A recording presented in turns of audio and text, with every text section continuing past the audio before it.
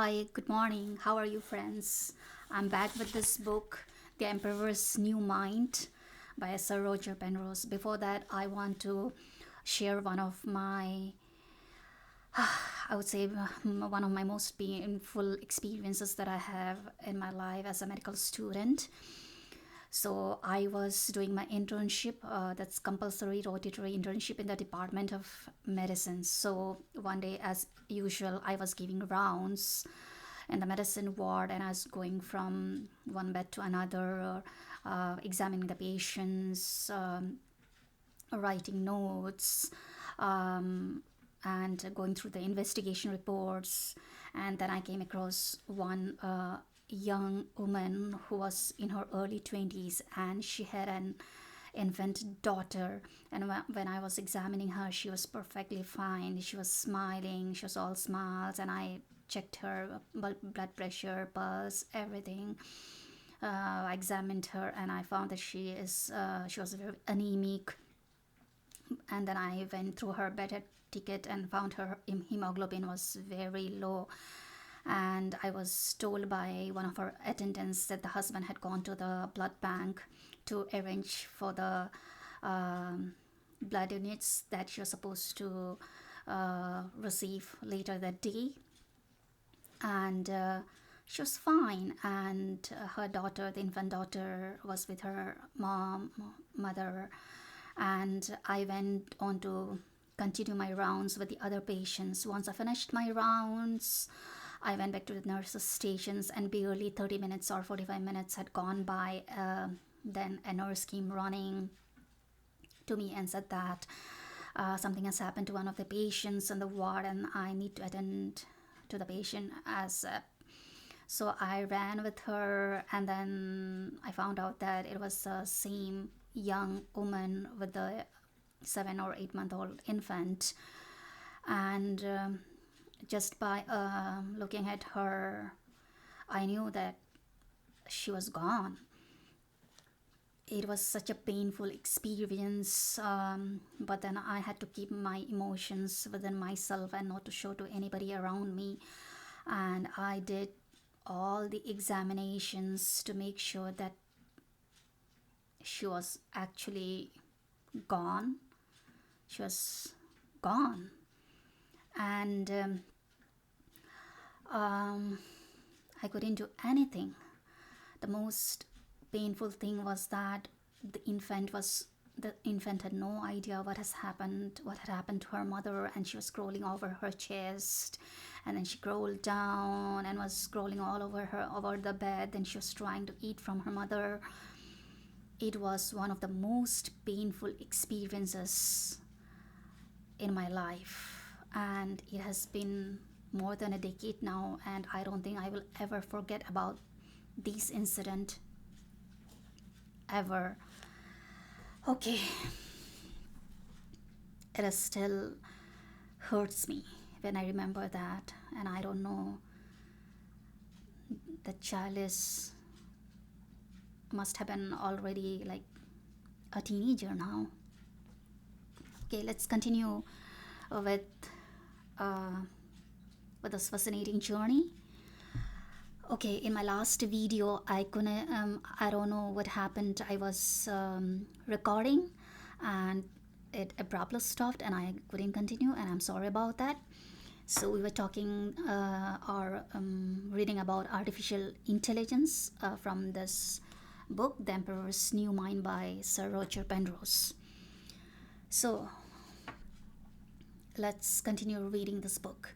In ourselves, the influences that drive us are of various kinds. Some are conscious, like pain or pleasure, but there are others of which are not directly aware. This is clearly illustrated by the example of a person touching a hot stove. An involuntary action is set up which causes him to withdraw his hand even before he experiences any sensation of pain. It would seem to be the case that such involuntary actions are very much closer to the responses of our device to its PP score than are the actual effects of pain or pleasure.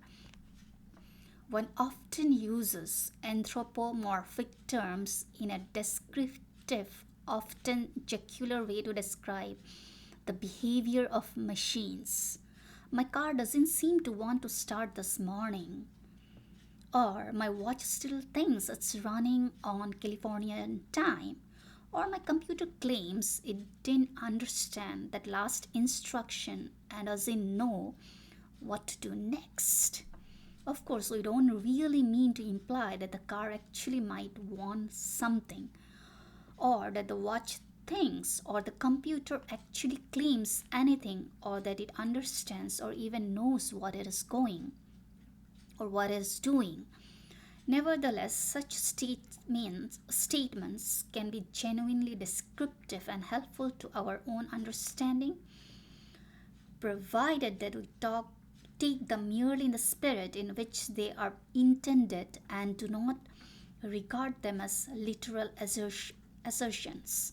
I would take a rather similar attitude to various claims of AI that mental qualities might be present in the devices which have been constructed, irrespective of the spirit in which they are intended. If I agree to say that Grey Walter's tortoise can be hungry, it is in this half jocular sense that I mean it. If I'm prepared to use terms such as pain or pleasure for the PP score of a device or as envisaged above, it is because I find these terms helpful to my understanding of its behavior owing to certain analogies, I don't know, with my own behavior and mental states. I do not mean to imply that these analogies are really particularly close, or indeed that there are not other unconscious things which influence my behavior in a much more analogous way. I hope it is clear to the reader that, in my opinion, there is a great deal more to the understanding of mental qualities that can be directly obtained from AI. Nevertheless, I do believe that AI presents a serious case which must be respected and reckoned with. In saying this, I do not mean to imply that very much, if anything, has yet been achieved in the simulation of actual intelligence. But one has to bear in mind that the subject is very young. Computers will get faster, have larger rapid access stores, more logical units, and will have large numbers of operations performed in parallel. There will be improvements in logical design and in programming technique. These machines, the vehicles of the AI philosophy, will be vastly improved in their technical capabilities. Moreover, the philosophy itself is not an intrinsically absurd one. Perhaps human intelligence can indeed be very accurately simulated by electronic computers, essentially the computers of today, based on principles that are already understood, but with the much greater capacity, speed, etc., that they are bound to have in the years to come. Perhaps even these devices will actually be intelligent. Perhaps they will think, feel, and have minds. Or perhaps they will not, and some new principle is needed, which at present thoroughly lacking. That is what is at issue, and it is a question that cannot be dismissed lightly. I shall try to present evidence as best I see it. Eventually, I shall put forward my own suggestions. Okay, this much for today. I'll continue in my next video with this fascinating journey. Bye bye, friends. Have a nice day. Meet you in the next video. Bye.